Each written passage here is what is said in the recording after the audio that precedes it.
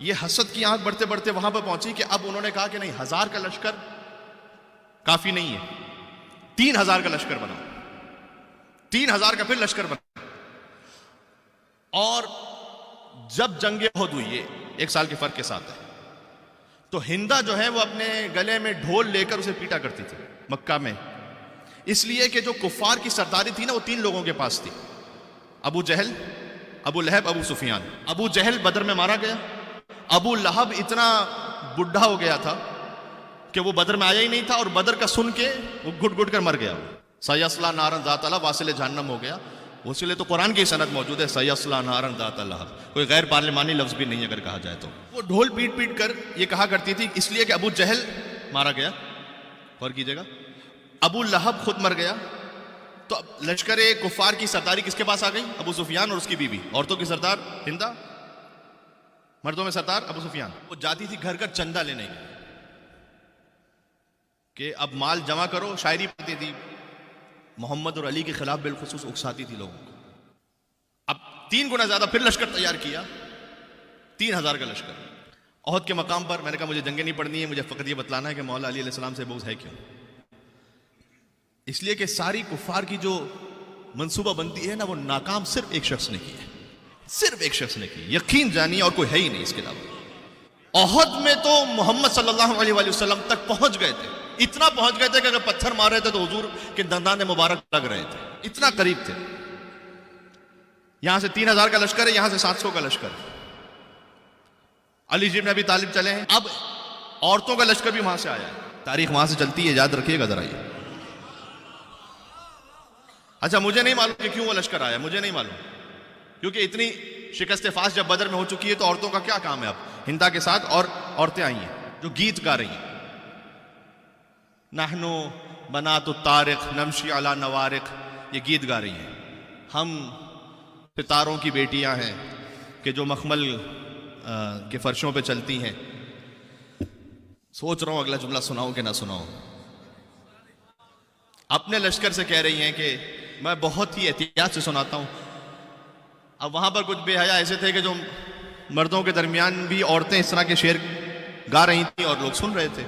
مجھے تو یہاں بیان کرتے ہوئے تھوڑی سی حیا آ رہی ہے، میں نقل کفر کر رہا ہوں فقط، کہ اپنے لشکر والوں سے کہ دیکھو اگر تم آج ڈٹ گئے تو ہم بستر پر تمہارے ساتھ ہوں گی. یہ میں نے بہت ہلکا کر کے کہا ہے. تو اس طرح سے جوش دلا رہی تھی. یہاں علی جی بن ابی طالب نکلے، وہاں سے کافروں کا پہلا شخص علم لے کر نکلا. پہلے کو علی نے مارا، دوسرے کو پھر علی نے مارا، تیسرے کو مارا، چوتھے کو مارا، پانچویں کو مارا، چھٹے کو مارا، ساتویں کو مارا. یہ تاریخ پڑھ رہا ہوں جو ہے. 7 کو علی ابن ابی طالب نے جب مار دیا تو اب کسی مرد کی ہمت نہیں تھی کہ وہ علم اٹھائے آ کر. تو ایک عورت آئی، اس نے آ کر وہ علم لیا اور علی بن ابی طالب نے لا حول ولا قوت کر کے واپس پلٹے. سبحان اللہ، کیا کہنے علی کا. ابھی میں پہنچا اگر آگے تک تو میں بتلاؤں گا کہ علی فقط تلوار نہیں چلاتے تھے، دشمن کا سر نہیں کاٹتے تھے. دشمن کا سر تو بحکم رسول اللہ قلم کرتے تھے، لیکن اصول انسانیت کو نہیں کاٹتے تھے. ہر ایک ہاتھ اتنا سبک نہیں ہوتا کہ دشمن کو تو مار دے لیکن اصول زندہ رہنے دے. ہم نے جب عورت آئی، علی بن ابی طالب واپس پلٹے. اور پھر وہاں سے پھر ایک گمسان کروں گا. احد کی ایک پہاڑی تھی، 4 کلومیٹر دور ہے مدینہ سے، پہاڑی تھی. اس پہاڑی پر مسلمانوں کا جو 700 کا لشکر ہے، اس میں ایک ایشو یہ تھا یا قدرتی طور پر ایک بات یہ تھی کہ اس پہاڑی پہ ایک ٹنل، تو اس طرح سے وہ نکلے گا کہ بالکل مسلمانوں کی بیک پر وہ آ کے نکل جائے گا لشکر اور پیچھے سے حملہ کر دے گا. اور آگے سے تو ہے ہی کفار کا لشکر. تو رسول اللہ نے ان 700 میں سے 50 افراد سے کہا تھا کہ دیکھو تم پہاڑی پر یہاں کھڑے رہنا اور ہرگز ہرگز نہ چھوڑنا اس مقام کو، اور تم آن ڈیوٹی ہو، لہٰذا چاہے ہم کفار کو حملہ کرتے ہوئے اور انہیں شکست دیتے ہوئے مکہ تک پہنچا دیں یا وہ ہمیں پیچھے کرتے ہوئے مدینہ تک پہنچا دیں، لیکن خبردار تم اس مقام کو نہ چھوڑنا. اور میری ضمانت یہ ہے کہ تمہیں مال غنیمت میں سے کوئی کمی نہیں ہوگی، ملے گا تمہیں. جب مسلمانوں نے حملہ کیا اور علی بن ابی طالب اس میں سب سے آگے تھے اور حمزہ ابن عبد المطلب، تو وہ لشکر کفار کا بھاگا. یہاں جو 50 افراد تھے اس میں سے ایک سردار رسول اللہ نے بنایا تھا، انہوں نے کہنا شروع کیا کہ دیکھو وہ مال غنیمت جمع ہو رہا ہے، تو چلو ہم چلتے ہیں کہ پیچھے نہ رہ جائیں. تو سردار نے کہا کہ تمہیں اس سے کیا مطلب ہے؟ رسول اللہ نے کہا کہ یہاں سے ہٹنا نہیں. تو تھوڑا دیر انہوں نے پھر اور انتظار کیا، کہا نہیں پتہ نہیں کون سا مال بچے کون سا نہ بچے، لہذا 50 میں سے 48 چلے گئے مال غنیمت جمع کرنے کی تاریخ میں، 2 لوگ رہ گئے۔ 48 کتنا پرسنٹ ہوتا ہے میرے بھائی؟ 96%۔ 96% رسول اللہ کا حکم چھوڑ کے چلے گئے۔ لوگ ہم سے کہتے ہیں کہ اگر رسول اللہ نے علی کے بارے میں کلیئر اعلان کیا ہوتا، ہائے ہائے ہائے، پتہ نہیں کتنی بات پہنچ رہی ہے۔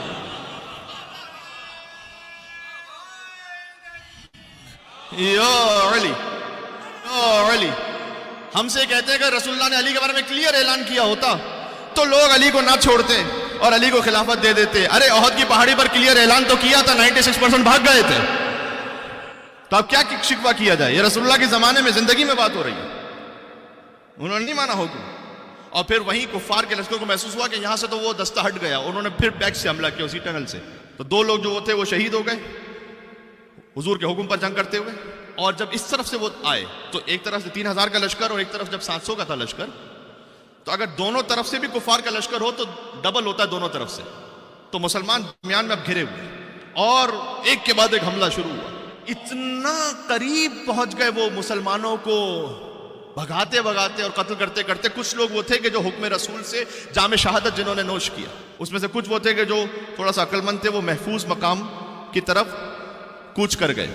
یہ جو حملہ کیا تھا پیچھے سے، یہ تاریخ ہے، ذرا سنیے گا تو صحیح، یہ جو احد کی پہاڑی کے پیچھے سے حملہ کیا تھا، یہ حضرت سیف اللہ خالد بن ولید رضی اللہ تعالیٰ عنہ انہوں نے حملہ کیا تھا۔ اللہ کی تلوار ہے، جس پر مرضی چاہے چل جائے، تو وہ مسلمانوں کے خلاف ہی چل گئی، اور ایک طرف سے وہ، ایک طرف سامنے دوسرا کفار کا لشکر درمیان میں، جو کہ کچھ مارے جا رہے ہیں کچھ بھاگ رہے ہیں، اور وہ اتنا کلوز ہو گئے رسول اللہ سے پہنچتے پہنچتے پہنچتے کہ میں نے عرض کیا کہ تاریخ میں لکھا ہوا ہے کہ جب وہ کوئی پتھر پھینکتے تھے تو اب رسول اللہ کے چہرے اقدس پر لگ رہا تھا، وہ بالکل گھیر لیا تھا انہوں نے رسول اللہ کو، اور حضور کے رخسار مبارک پہ پتھر لگا جہاں سے خون بہنا شروع ہوا، پھر ایک پتھر دندان مبارک پر لگا، اور یہاں اگر تاریخ میں منٹ سیکنڈ تو لکھے نہیں ہوتے، لیکن اگر میں اپنی کیلکولیشن کے حساب سے کہوں تو چند منٹس کی بات بھی نہیں ہے، چند سیکنڈز کی بات تقریباً ہے کہ ان کے نیزے اب رسول اللہ پہ بسنے والے، کہ دفعتاً ایک بجلی چمکی۔ کیا کہنا علی ابن ابی طالب کا، کیا کہنا علی ابن ابی طالب کا۔ میں نے کہا نا، منصوبوں کو ناکام بنایا ہی علی نے، تو حسد تو ہونا ہے علی سے، کہ پھر علی ابن ابی طالب نے محمد کا طواف کرنا شروع کیا۔ یہ طواف عشق تھا جو علی کے علاوہ کوئی کر نہیں سکا۔ سبحان اللہ، کہ جس کے صدقے میں کعبہ بنا تھا، اس کا طواف وہ کر رہا تھا جو خود کعبے میں آیا تھا۔ اور چاروں طرف جب علی ابن ابی طالب نے تلوار سے کفار کو دور کرنا شروع کیا، تو جیسے جیسے وہ گھومتے جاتے تھے تو سروں کی قطار لگتی جاتی تھی رسول اللہ کے قدموں میں، اور پھر ایک اور دائرہ بناؤ، پھر ایک اور دائرہ بناؤ، اور ایک اور دائرہ بناؤ، اور کفار دور ہوتے گئے، دور ہٹے، پھر دور ہٹے، پھر دور ہٹے۔ اب بات یہ ہے کہ مولا کائنات نے لڑتے لڑتے کہا کہ یا رسول اللہ تلوار ٹوٹ گئی ہے۔ حضور کے پاس اپنی تلوار بھی تھی، وہ دے سکتے تھے، لیکن بظاہر حضور کا منصوبہ یہ تھا کہ جس کا سپاہی ہے وہی ہتھیار بھیجے گا۔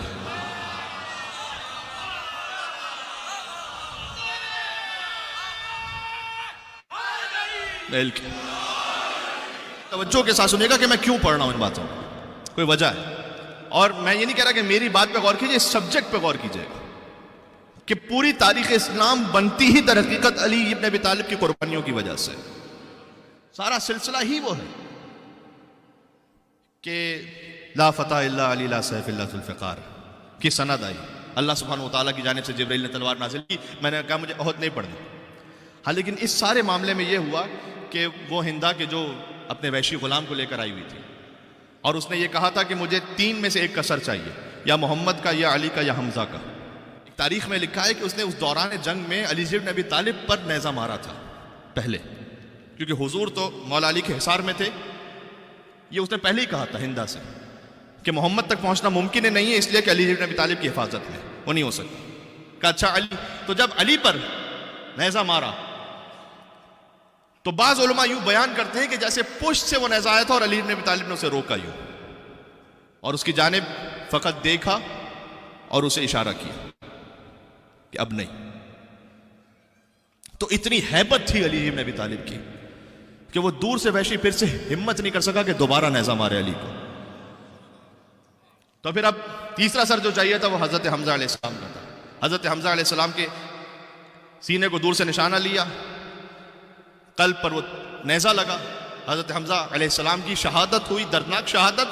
اور ذرا سوچئے گا, ایک خاتون, یعنی اللہ تعالیٰ نے عورت کو محبت کا, ہمدلی کا مظہر بنایا ہے, لیکن کیا شقاوت ہوگی اس خاتون کے دل میں کہ جو آئے حمزہ کے لاشے پر اور پھر سینے اور پیٹ کو چاک کرے اور کلیجہ نکالے. اور ابھی ابھی شہادت ہوئی تو لازمی سی بات ہے کہ خون تو بہہ رہا ہوگا, تو جب کلیجے کو چبائے تو یہاں سے خون بہہ رہا ہو, اور پھر اعضاء کو کاٹ کر اس کا ہار بنائے. اگر اے مسلمانوں آپ نے ایسوں سے دین لینا ہے, یقین جانیے اگر تاریخ اسلام میں آل محمد کا کردار نہ ہو تو مسلمانوں کی تاریخ پڑھ کر سب سے بڑا باغی میں خود ہوتا. یہ ہے تاریخ. جب یہ واپس پلٹے ہیں تو خوش تو تھے, ایک حد تک خوش تو تھے کہ ہم نے آج مسلمانوں کو بہت مارے, لیکن ایک طرف سے یہ بھی تھا ان کے دلوں میں کہ خاطر خواہ کامیابی نہیں ہوئی, اس لیے کہ ابھی محمد علی زندہ ہے. تو ہم جتنے بھی مسلمان مار لیں, یہ محمد و علی چند دنوں میں اسے دگنے بنا دیں گے دوبارہ. جو مسلمان بنانے والے ہیں وہ زندہ ہیں. بس میں آخری جملہ کہہ رہا ہوں, میں آ رہا ہوں منزل مصائب پر. تو مولا کائنات سے حسد اور زیادہ بڑھا کہ ہم بالکل محمد کے قریب پہنچ چکے تھے, علی نے پھر بچایا محمد کو, یہاں تک کہ اب تیسرا حملہ 3000 کے لشکر کے ساتھ کیا, جب احزاب یعنی سارے گروہوں کو اکٹھا کیا. انہوں نے کہا کہ جناب ہمارے آپس کے معاملات بعد میں طے ہوں گے, ہماری آپس کی جو جنگیں اس وقت جو کامن اینیمی ہے وہ اسلام ہے, اس سے نمٹو, جس کو آپ جنگ خندق کے نام سے جانتے ہیں. جنگ احزاب بھی اس لیے کہتے ہیں کہ سارے گروہ تھے اس میں. اور جب وہ لشکر انہوں نے تیار کر بھی لیا تو انہوں نے کہا کہ کتنا بھی لشکر تیار کر لیں معاملہ بننے نہیں والا, ایک علی ہے وہاں پر, علی کے مقابلے میں کوئی ڈھونڈ کر لے کر آؤ. اور علی کے مقابلے میں جس ڈھونڈا گیا وہ عمر بن عبد الود تھا, جو 1000 لوگوں سے لڑتا تھا. اس کی اب بہت میں تفصیل میں نہیں جانا چاہتا, سخت ترین حالات تھے, خندق کھودی گئی, عمر بن عبد الود پھلانگ کر آ گیا, فقط بس اس ایک علی کو مار دیجئے تو آپ محمد تک پہنچ جائیں گے. حسد یہ ہے کہ کیوں علی درمیان میں, حسد یہ ہے کہ دین اسلام کو بچانے کے لیے کیوں علی کی اولاد درمیان میں, کبھی حسن ہے, کبھی حسین ہے, کبھی زینب ہے, ام کلثوم ہے, کیوں علی کی بیٹیاں ہیں, کیوں علی کی اولاد ہے. علی ابن ابی طالب عزیزوں وہ ہیں جو خود شہید, جس کی زوجہ شہید, جس کے بھائی شہید, جس کے پوتے شہید, جس کے نواسے شہید, جس کی بیٹیاں سی. ابھی تم کہتے ہو کہ میں علی کے ساتھ کسی اور کو بھی مانوں. یہ خاندان علی تو ہے عزیزوں, اور کون ہے, کون سا خاندان ہے مجھے بتاؤ. ام یحسدون الناس علی ما آتاہم اللہ من فضل. آج کی گفتگو سورہ نساء کے آیت نمبر 54 پہ رہی کہ اللہ نے انہیں اپنے فضل سے اتنا عطا کیا ہے کہ لوگ حسد کرتے ہیں اب خاندان اہل بیت سے. امام نے فرمایا کہ یہ ناس سے مراد ہم ہیں, ہم سے حسد کرتے ہیں لوگ, اس لیے کہ ہم نے دفاع کیا ہے.